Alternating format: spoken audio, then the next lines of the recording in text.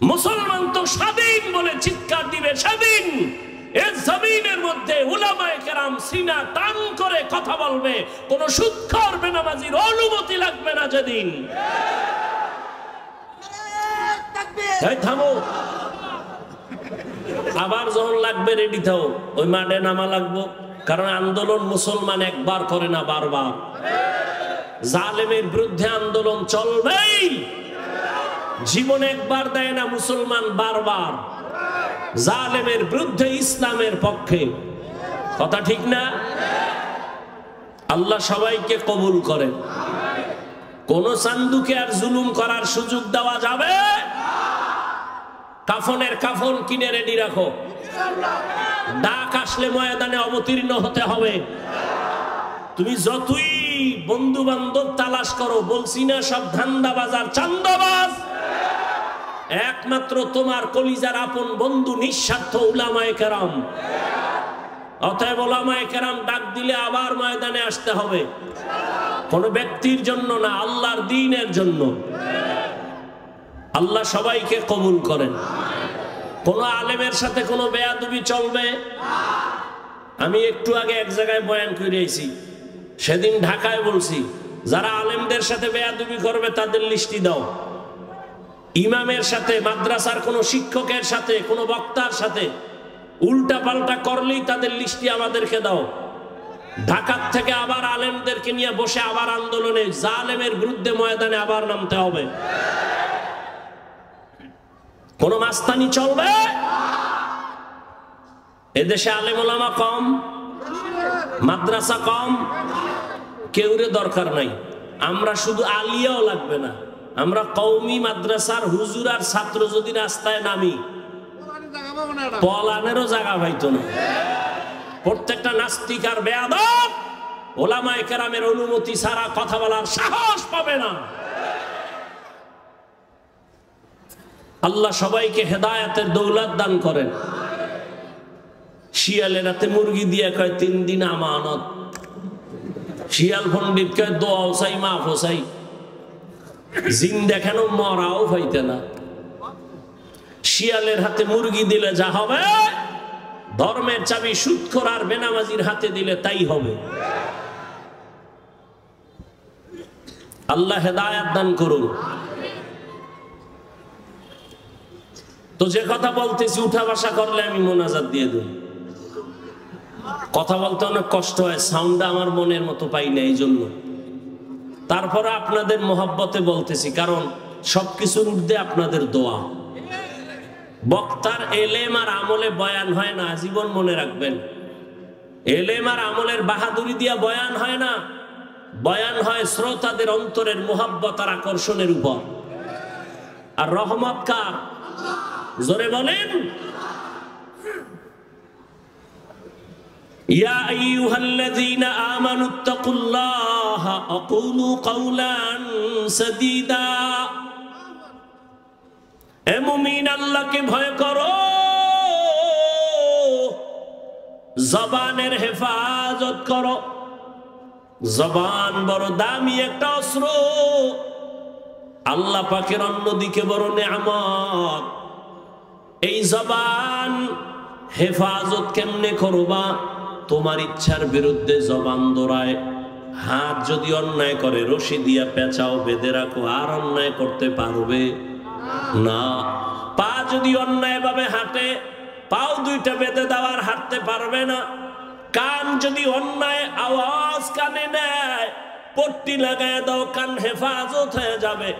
ভালো করে বুঝো, চোখ যদি অন্যায় কিছু দেখে, চোখের সামনে কালো আয়না লাগায় দাও, দেখবে না। বুঝেন, ভালো করে বুঝেন। হাত অন্যায় করলে বাধা যাবে, হেফাজত করা যায়, কন্ট্রোল করা যায়। কান অন্যায় করলে কন্ট্রোল করা যায়। চোখ অন্যায় করলে পট্টি লাগাও, আয়না লাগাও। কিন্তু জবানটা যদি অন্যায় করে বারবার, এটারে আটকাইবেন কেমনে?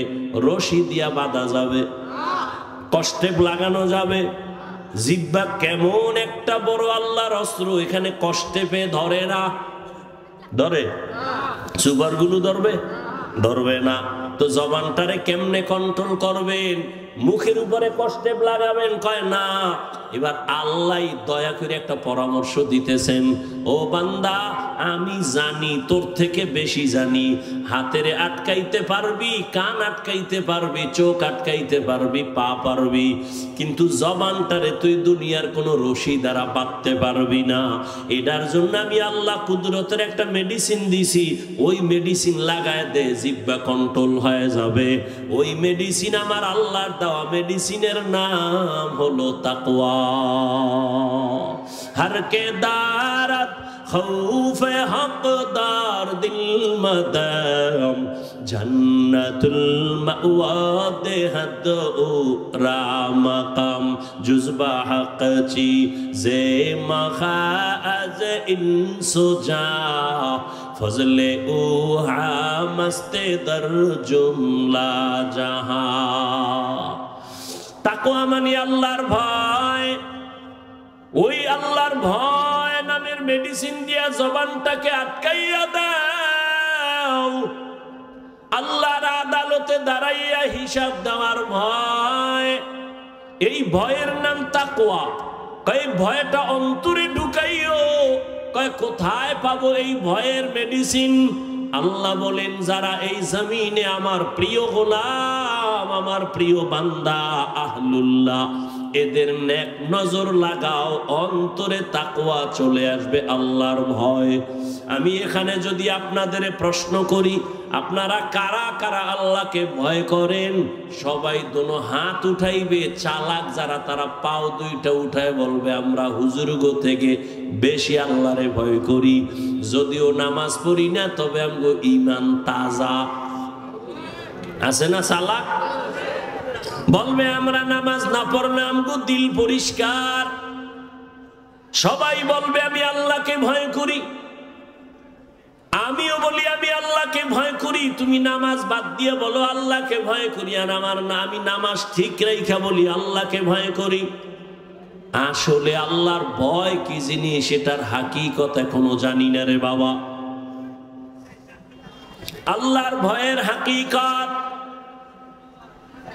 উদাহরণত এমন বলি, একটা সন্তান মা বাবাকে ভয় করে বলে তার প্রমাণ, সন্তান মা বাবার সামনে কখনো অন্যায় করে না। কেন? শাস্তির ভয়। ঠিক একটা শিক্ষকের ছাত্র ভয় করে, তার প্রমাণ ছাত্র শিক্ষকের সামনে অন্যায় করে না, শাস্তির ভয়।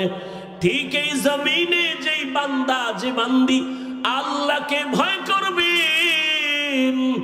ওই বান্দা গলায় ছুরি লাগাবে, দাড়ির মধ্যে ছুরি লাগাবে না।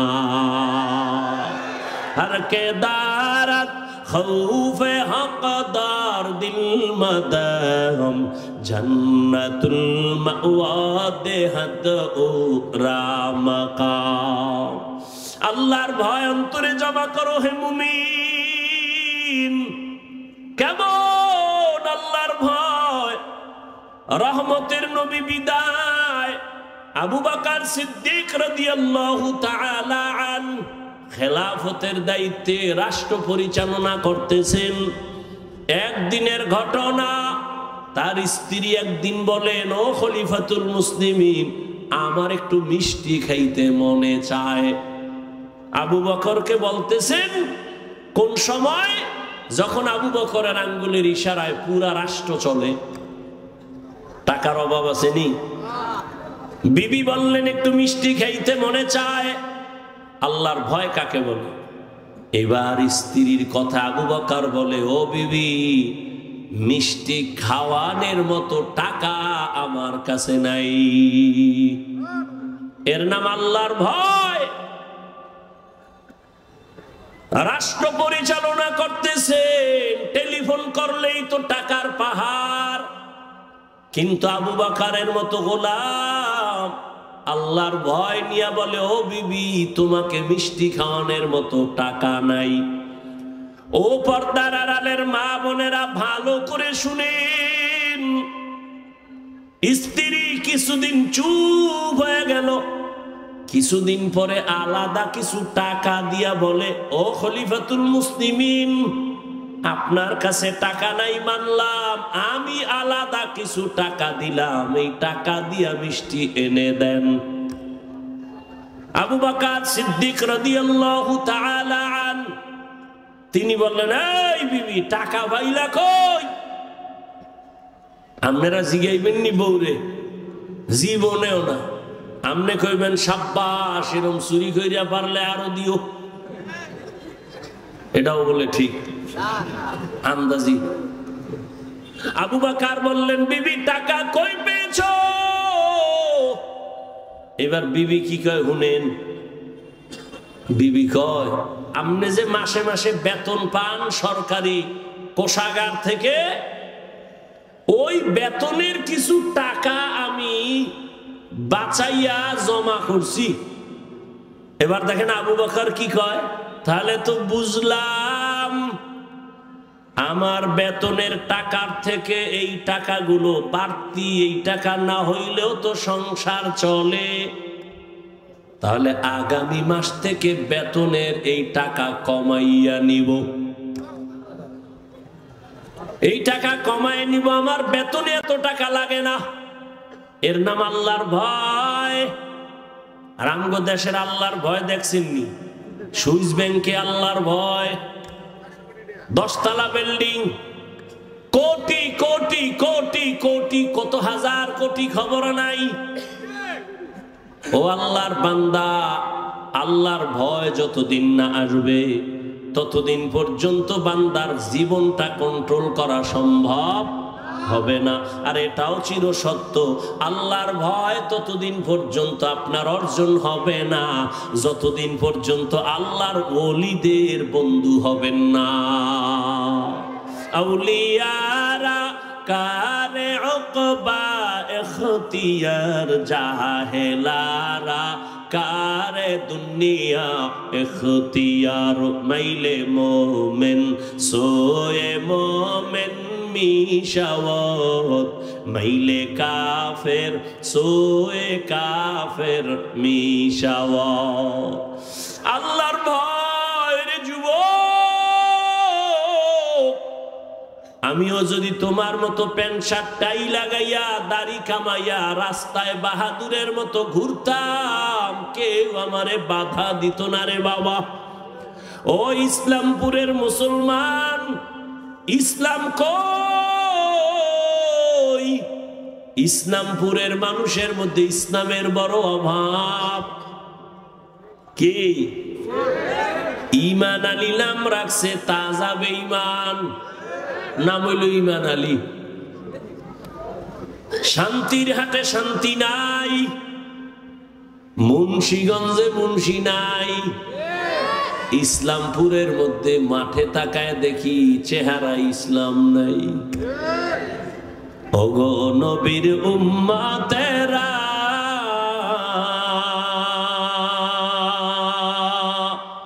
হয়ে আজি দিশাহারা,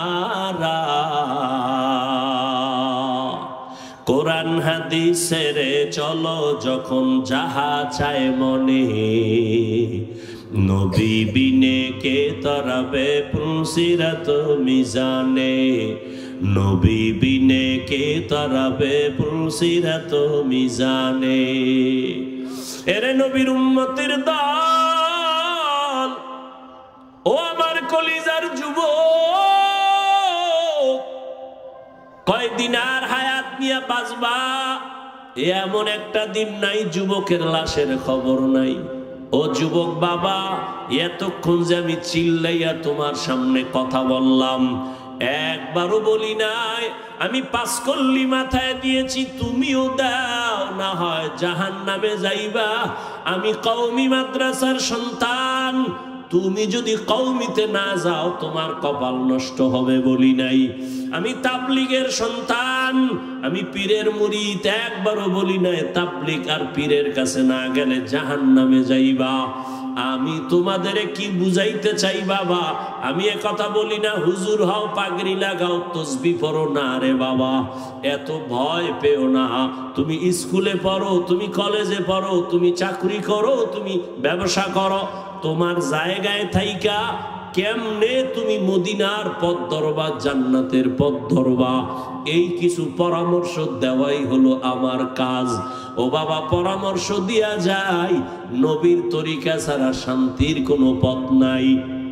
আজকে দেখো ইসলামপুরের ময়দানে হাজার হাজার হাজার হাজার এত মানুষ, এর টাকাওয়ালারা যদি এতগুলো মানুষ এই ইসলামপুরের কোনো মাঠে জমা করতে চাইতো, কত পেরেশানি তার মাথায় আসতো। এই মানুষগুলোরে আসা যাওয়ার ফ্রি গাড়ি দেওয়া লাগতো, বসার জন্য ভিআইপি ব্যবস্থা, এরপরে ফাঁকে ফাঁকে নাস্তা, নাস্তা না দিলে আবার চেয়ারের বাড়ি। আবার এই মানুষগুলো সব টাকা দিলেও এই জান্নাতি মানুষ এই প্যান্ডেলে আসতো না। এলাকার যত গাঞ্জাখোরেরা সব পয়সা হাজির হইতো, আর এখানে সব জান্নাতি মানুষ, দাড়িওয়ালারা, আলেম ওলামারা নিজের টাকা দিয়া ভাড়া দিয়ে এখানে আসছেন।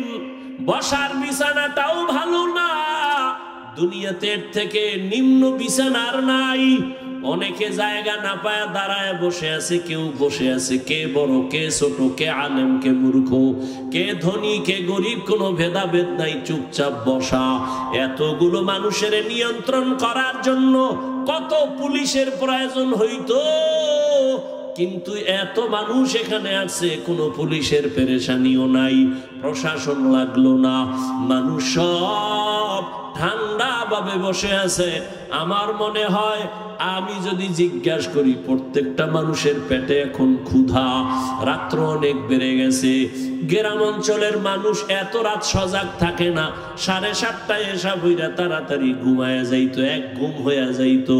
কিন্তু এখানে ক্ষুধা নিয়েও কোনো কষ্ট নাই। আমি যদি জিজ্ঞাসা করিয়াই ফালাই, বাবারা কতক্ষণ থাকবেন, আমার মনে হয় সবাই কলিজা দিয়া বলবে, হাফিজ ভাই ফজর পর্যন্ত যদি রাখে আমরা কেউ যাব না। এটা কেমনে সম্ভব? এরে আল্লাহ মেধা দিছে। ও যুবক, ও বিন্দু বাবাজি, একটু চিন্তা করো, এটা কেমনে সম্ভব? টাকা দিয়েও এত মানুষ আনা যায় না, খানার লোভ দেখাইয়াও আনা যায় না, নিয়ন্ত্রণও করা যায় না। কত জায়গায় নিজেরা নিজেরা এতগুলো মানুষ এক জায়গায় হয়ে মারপিট করে, আর এখানে সব চুপচাপ হয়ে আছে। এটা কেমনে সম্ভব? একমাত্র আমার মদিনাওয়ালা নবীর আদর্শ মানার কারণেই সম্ভব। এরে নবীরা, আশেক উম্মতেরা, ও যুবক, একটু ভালো করে বুঝে আমার আল্লাহর ভয়। আজকে টুপি মাথায় দিলে মাথা গরম, তোমার থেকে কম বুঝি না রে বাবা। আজকে দাড়ি রাখলে যৌবনের ভাব চলে যায়, তাও বুঝি। লম্বা জামা পরার কারণে শরীর গরম লাগে, কম বুঝি না। এরপরেও কেন টুপি ছাড়ি না, নামাজ ছাড়ি না, বেপরদায় চলি না। এখানে আপনারা যারা বসা আছেন সবাই মুসলমান, আমিও মুসলমান। আপনাদের আল্লাহ আমার আল্লাহ এক নাকি দুই? আপনাদের নবী আমার নবী, আপনাদের কোরআন আমার কোরআন, আপনাদের ধর্ম আমার ধর্ম, আপনাদের কালেমা আমার কালেমা, আপনাদের কাবা আমার কাবা, আপনাদের নবী আমার নবী, আপনার আল্লাহ আমার আল্লাহ, আপনার কাবা আমার কাবা, সব এক। দুনিয়াতে আসছি তাও এক, বিদায় বেলা কাফন হবে 3টা, তাও এক। আমি বক্তার সম্মানে একটা কাফন কেউ বাড়াইয়াও দিবে না। এই এলাকার গরিব মরিয়া গেলে একটা কাফন কেউ কমাইয়াও দিবে না। কোটিপতিরও যেমন 3টা কাফন, গরিবেরও তেমন 3টা কাফন। ও আল্লাহর বান্দারা, কালার হবে আলাদা না এক? কি কালার? সাদা। কাফনের উপরে লেখা থাকবে বড় হুজুরের লাশ, এমপি সাহেবের লাশ। কে ধনী, কে গরিব, কে আলেম, কে মূর্খ, কে ইমাম, কে মুক্তাদি, কে বক্তা, কে শ্রোতা, কে পীর, কে মুরিদ, আজকে আমি বক্তা বক্তা ভাব যতই দেখাই না কেন, তুমি টাকার গরম যত দেখাও, সাদা কাফনে যেদিন ঢুকবা সব বাহাদুরি শেষ হয়ে যাবে। ওই কাফনের মধ্যে কে গোলাম আর কে মালিক, কে ধনী কে গরিব, কাফনে ঢুকলে আর পাওয়া যাবে না, সব একাকার হয়ে যাবে। ওই কবরের সাইজও হবে এক, ওই কবরে রাখিয়া বিদায় বেলা প্রশ্ন করা হবে সবার বেলায় তিনটা, তাও এক। আমাকে যেই প্রশ্ন যুবক, তোমাকে একই প্রশ্ন। রবের পরিচয় দাও, ধর্মের পরিচয় দাও, রহমাতুল লিল আলামিনের পরিচয় দাও। নবী বলেন এই তিনটা প্রশ্নের জবাব যারা দিতে পারবে তাদের কবর হবে রওজাতুম মির রিয়াজিল জান্নাহ।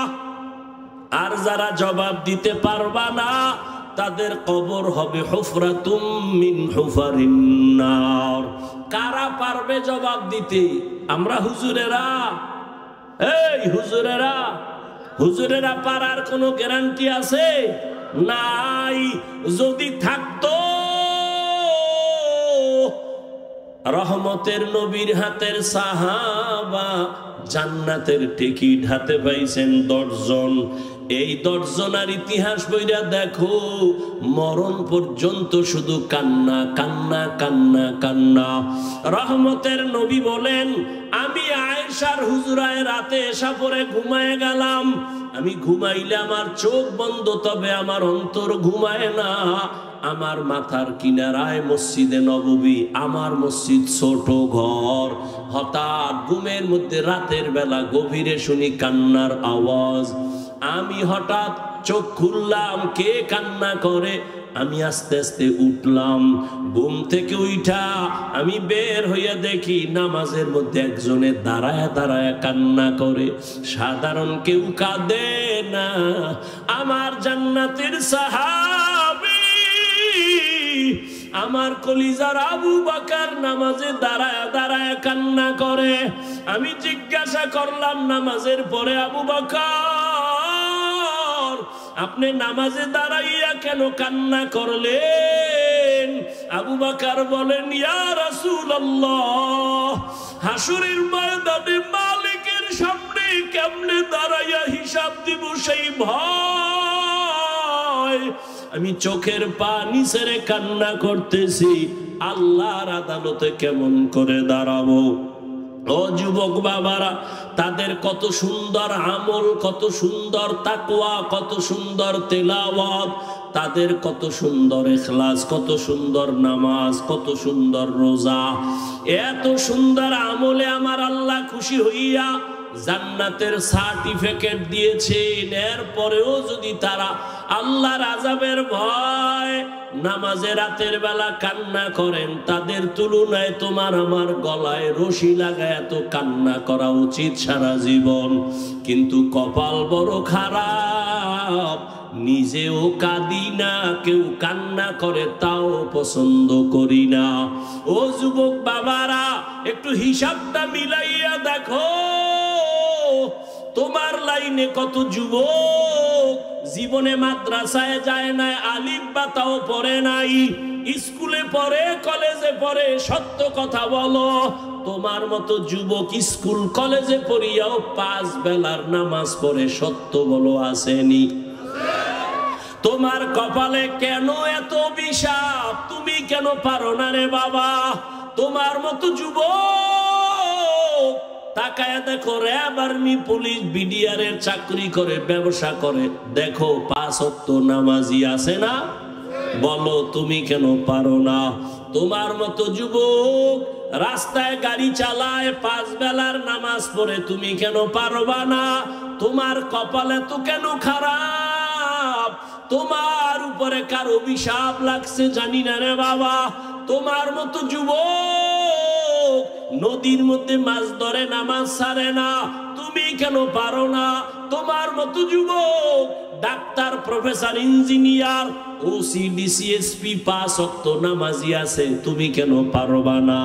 মনে মনে ভাবছো হুজুরদের কথা মিথ্যা, কোরআন মিথ্যা। কি ভাবছো? মনে করছো তোরা অনেক উপরে উঠছো? এরে যুবক, বিপদে বিপদে কেউ হাসে কেউ কাঁদে, কিন্তু উলামায়ে কেরাম নবীর আদর্শ যারা মানে তাদের কোনো চিন্তাই নাই। করোনার ভিতরে স্কুল বন্ধ, কলেজ বন্ধ, চাকরি বন্ধ, ব্যবসা বন্ধ, ফ্যাক্টরি বন্ধ, গাড়ি বন্ধ, সব বন্ধ। উলামায়ে কেরামের একটা মাদ্রাসাও বন্ধ হয় নাই। না খাইয়াও কোনো আলেম মরে নাই, ভিক্ষাও করে নাই। ও যুবক, তোমার মতো যুবক যদি জেনারেল লাইনে থাকিয়া নামাজ পড়ে তুমি কেন পারবা না? ও বৃদ্ধ বাবাজিরা, তো আপনার মতো কত বাবা মসজিদে গিয়া 5 বেলার নামাজ আদায় করে, আপনি কেন পারেন না?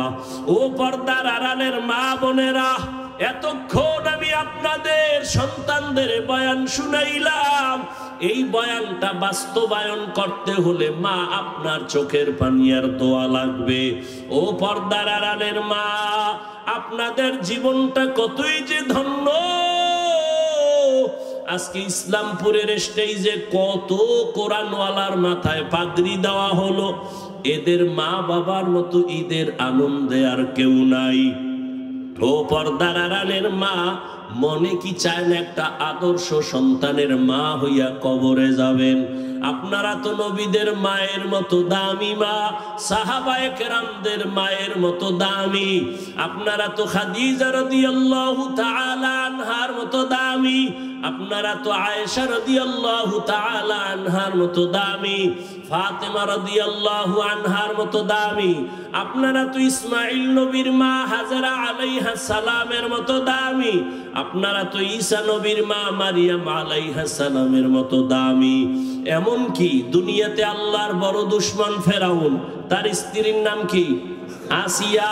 কেমন আল্লাহর গোলাম বান্দি হয়ে গেলেন। ও পর্দার আড়ালের মা, রহমতের নবী বলেন, আসিয়া কিয়ামতের দিন জান্নাতে যাবে আর আমার সাথে বিবাহের ব্যবস্থা হয়ে যাবে। ও পর্দার আড়ালের আম্মা জানেরা, যেই ফেরাউন আল্লাহর এত বড় দুশমন, ওই ফেরাউনের স্ত্রী হইয়া আসিয়া আল্লাহর হুকুম জীবনে মানিয়া আল্লাহর মোহব্বত নিয়ে দুনিয়ার থেকে চলে গেল। ও পর্দার আড়ালের আম্মা জানেরা, আপনাদের স্বামী তো ফেরাউনের মতো খারাপ না। আপনি যদি নামাজ পড়ে দোয়া করতেন, পর্দা করতেন, স্বামীর মাল হেফাজত করতেন, স্বামীটারে বুঝাইতেন আর কোনোদিন হারাম টাকা ঘরে আনবা না, অবৈধ কামাই করবা না, হারাম খাইয়া আমাদের রক্ত সন্তানের রক্ত নাপাক করব না। আপনি যদি বুঝাইতেন, আল্লাহর বান্দা হারাম টাকা ঘরে আনতো না, সন্তানটাকে যদি আদর্শওয়ালা ডাক্তার বানায়া যাইতেন, দুনিয়ার মানুষ আপনার সন্তানের ব্যবহারে কলিজা দিয়া দোয়া করত, আপনি মাও দোয়া পায়া যাইতেন রে মা। এজন্য বলে গেলাম মা, এখনো সময় আছে, তওবা করেন। একটা সন্তানকে ডাক্তার বানাবেন, ইঞ্জিনিয়ার বানাবেন, একজন প্রফেসর বানাবেন, তবে আমার দাবি বেয়াদব বানাবেন না। আপনার সন্তানের আচরণে কোনোদিন যেন কেউ কষ্ট না পায়, আল্লাহর বিরুদ্ধে না যায়। আপনার সন্তানের কথা আর কাজের লাইনে থাকিয়া নামাজ পড়ে দাঁড়িয়ে রেখে পর্দা করে তুমি পারবা না কেন? মনে মনে তওবা করো আর বলো, হে আল্লাহ, জীবনে তো কম গুনাহ করি নাই। মনে চাইছে নামাজ পড়বো না, পড়ি নাই। মনে চাইছে পার্কে যাব, দৌড়ায় গেলাম। মনে চাইছে কাউকে গালি দিব, দিয়েছি। মনে চাইছে আড্ডা দিব, দিয়েছি। আজকে থেকে তওবা করলাম, আর নামাজ ছাড়বো না, বেপরদায় চলবো না, দাড়ি কাটবো না। ও আল্লাহর বান্দারা, আজকে আমি মুসলমান, তুমিও মুসলমান। তোমার আমার আল্লাহ এক, নবী এক, কোরআন এক, কাবা এক, ধর্ম এক, কালেমা এক। অথচ আমার মাথায় টুপি না দিলে লজ্জা পাই, অথচ তুমি টুপি দিতে লজ্জা পাও। আমি দাড়ি কাটতে গেলে লজ্জা পাই, আর তুমি কেমন মুসলমান যে দাড়ি রাখতে গেলে লজ্জা পাও? আমি বেপরদায় চলতে লজ্জা পাই, তুমি পর্দা করতে গেলে লজ্জা পাও। এর একটাই মাত্র কারণ, এত বয়ান তুমিও জানো আমিও শুনাই, তাবলীগওয়ালাদের বয়ান, পীর মাশায়েখের বয়ান, জুমার দিন খতিব সাহেবদের বয়ান, এরপরেও কেন তোমার আমলের পরিবর্তন আসে না? এর একমাত্র কারণ, আল্লাহর আদালতে দাঁড়াইয়া হিসাব দেওয়া লাগবে, চিন্তাই তোমার অন্তরে নাই। ওরে যতই বাহাদুরি করো রে যুবক, এখনো আল্লাহর ভয় অন্তরে জমা নাও, আলেমদের দোয়া নিয়ে সামনে আগাও, আর জীবনে গুনাহ করিও না রে বাবা। এক সেকেন্ডের সূর্যের গরম সহ্য করতে পারো না, একটা মশার কামড় সইতে পারো না রে বাবা, একটা বেতের বাড়ি সহ্য করতে পারো না। আল্লাহর কোরআন তোর অন্তর যদি বলে সত্য, গুনাহগার হইয়া যদি আল্লাহর আদালতে দাঁড়াও, সূর্যের গরমে মাথার মগজগুলো ভাতের মারের মতো ফুটতে থাকবে। জাহান্নামের গরম কেমন করে সহ্য করবা? ও আল্লাহর বান্দা, সাপ বিচ্ছুর আক্রমণ কেমনে সহ্য করবা? মাটির চাপ কেমনে সহ্য করবা? এখনো সময় আছে, চক্ষু বন্ধ করে পারোনি, 2 ফোঁটা চোখের পানি ছেড়ে ক্ষমা চাও। ওরে সন্তান যদি মায়ের বাবার শাস্তির ভয়ে কান্না করে, একটা ছাত্র যদি শিক্ষকের শাস্তির ভয়ে চোখের পানি ফেলে ক্ষমা চাইতে পারে, আমার আল্লাহর আযাবকে এত ছোট মনে করবা না রে বাবা। ওই আমার আল্লাহর আযাব বড় ভয়ঙ্কর, যেই ভয়ঙ্কর আযাবের কারণে আমার নবী পর্যন্ত কান্না করতেছিলেন। আমার উম্মত কিয়ামতের ময়দানে কি উপায় হবে? এখনো সময় আছে, তওবা করে নাও। হেদায়েতের মালিক আমার আল্লাহ, ইজ্জতের মালিক আমার আল্লাহ, রিজিকের মালিক আমার আল্লাহ। জীবনে আর যতদিন বাঁচবো, আল্লাহকে মনে মনে বলো, আল্লাহ আর নামাজ ছাড়বো না, আর বেপরদায় চলবো না, উলামায়ে কেরামের পরামর্শ নিয়ে নবীর তরিকা মেনে চলবো।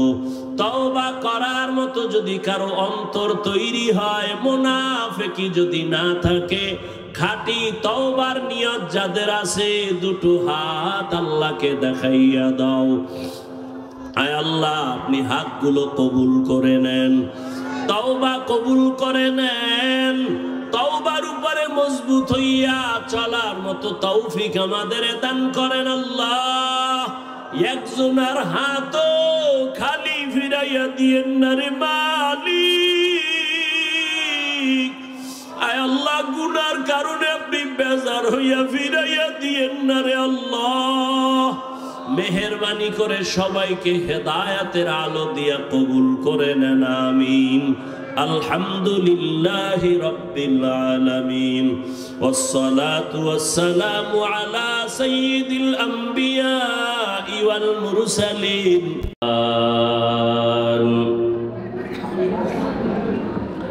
ওয়া ইনসানান আলা ইনসান।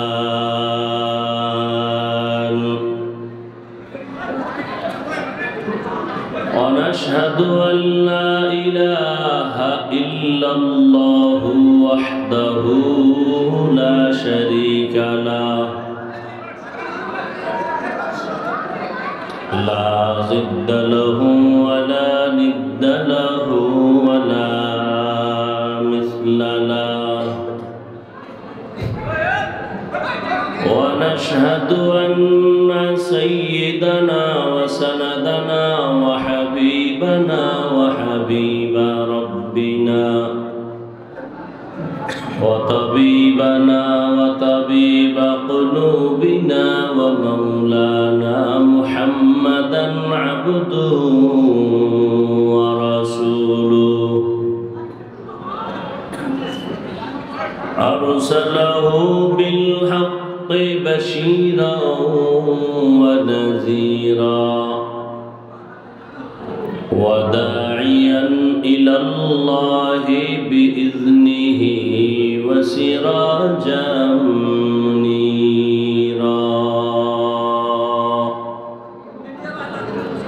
اللهم صل على محمد النبي الأمي وعلى آله وسلم تسليما وبعد فأعوذ بالله من الشيطان الرجيم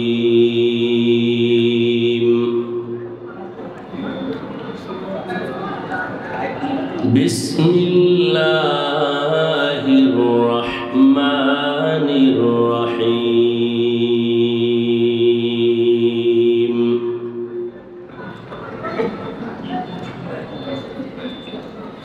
يا أيها الذين آمنوا اتقوا الله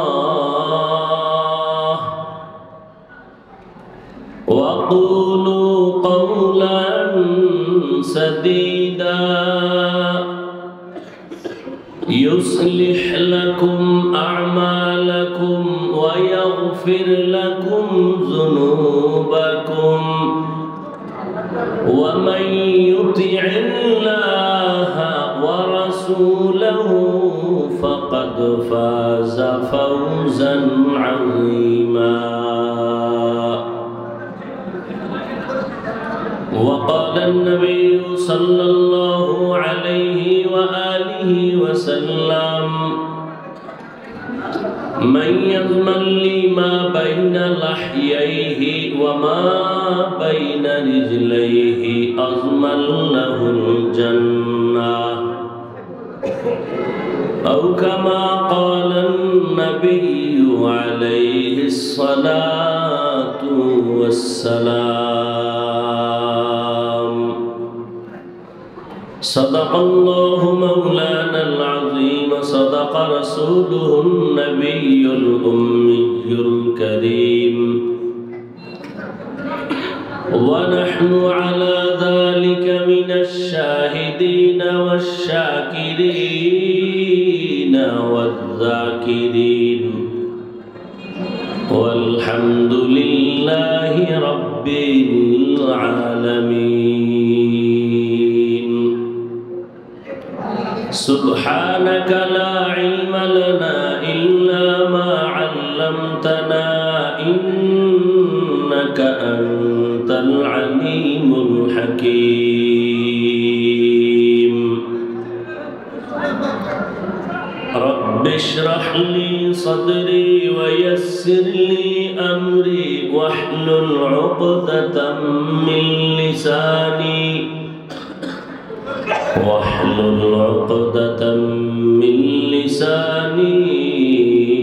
يفقه قولي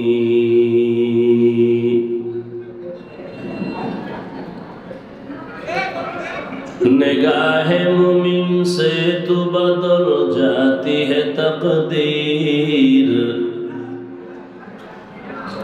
نگاہ مومن سے تو بدل جاتی ہے تقدیر یہ بندہ کی قوت نہیں قدرت کا اشارہ یہ بندہ کی قوت نہیں قدرت کا اشارہ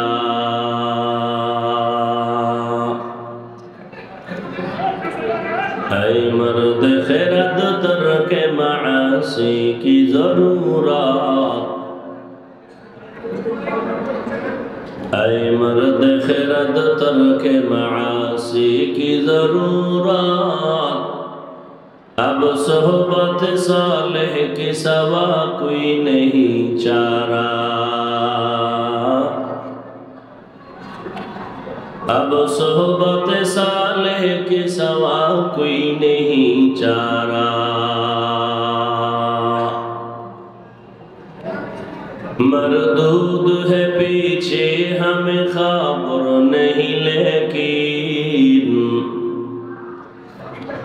مردود ہے پیچھے ہمیں خبر نہیں لیکن ایک وقت میں ہلاک جو اعمال ہے سارا ایک وقت میں ہلاک तक जो अमाल है सारा।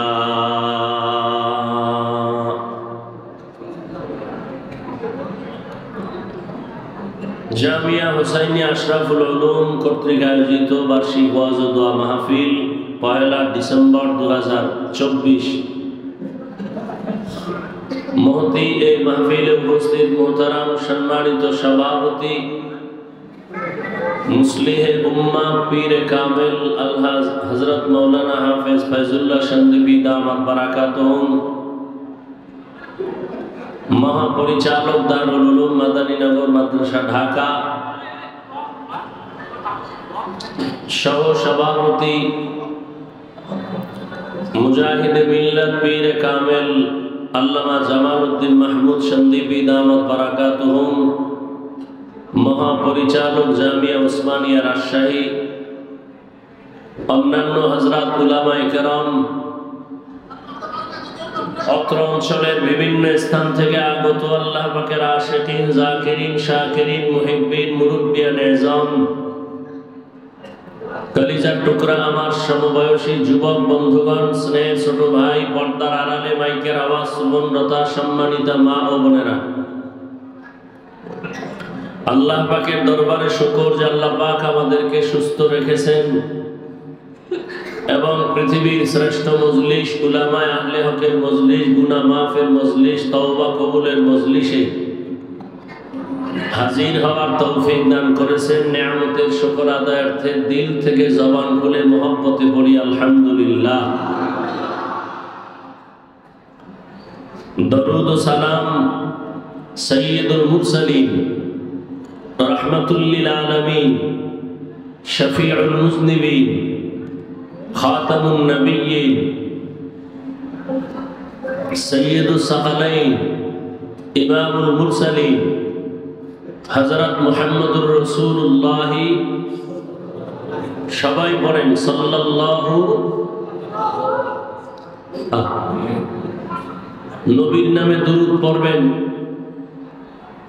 পুরাটা পড়েন, আবার থামলেন কেন? পড়েন আবার। সওয়াব না গুনাহ? একবার পড়বেন 3টে পুরস্কার নগদ। 1 নাম্বার পুরস্কার 10টা গুনাহ মাফ, দ্বিতীয় পুরস্কার 10টা নেক আমলনামায় যোগ হয়েছে, তৃতীয় পুরস্কার আল্লাহর দরবারে আপনার মর্যাদা 10 গুণ বেড়ে গেছে। আল্লাহর কাছে কি আমল নিয়ে দাঁড়াবেন? অন্তত দরুদের আমলটাও যদি ধরে রাখতে পারেন আল্লাহর কাছে এটাও পেশ করা যাবে। দরুদ বড় দামি একটি পাওয়ারই আমল। যত মুসিবত থাক না কেন দরুদের আমলটা ধরে রাখবেন। এবার এই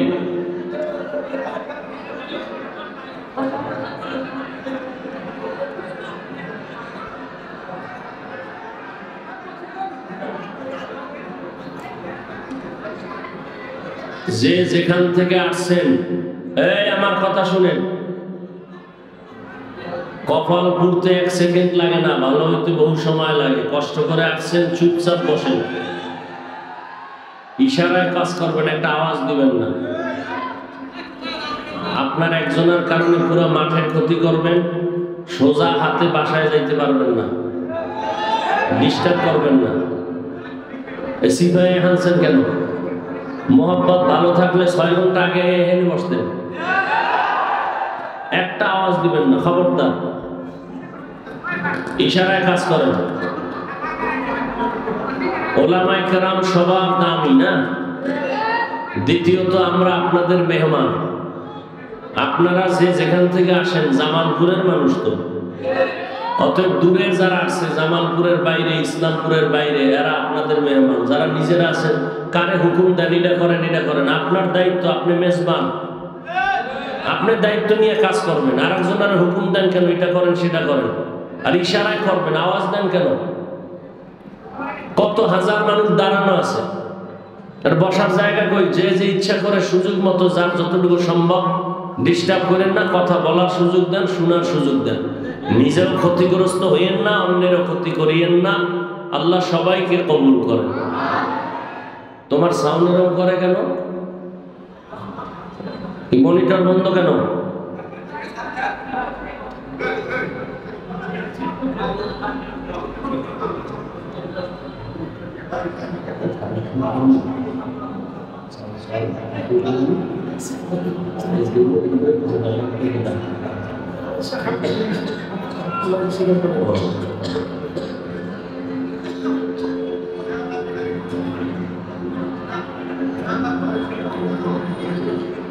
উলামায়ে হযরত আলোচনা করেছেন, আপনারা ধৈর্যের সাথে আলোচনা শুনেছেন। আল্লাহ উলামায়ে কেরামদের কথাগুলো আমাদের সবাইকে সহি তরিকায় আমল করার তৌফিক দান করেন। বিশাল আয়োজন, মাদ্রাসার পক্ষ থেকে অনেক খরচ, মাদ্রাসায় অনেক ছাত্র পাগড়ি দিল, আপনারা দেখছেন। আল্লাহ পাক যারা পাগড়ি নিলেন সবাইকে সফলতার জিন্দেগি দান করেন। এই ছাত্রগুলো মাদ্রাসায় থাকে, আলেম তৈরি হবে, কোরআন শিখবে, শিখছে, দ্বীনের খাদেম। ওলামায়ে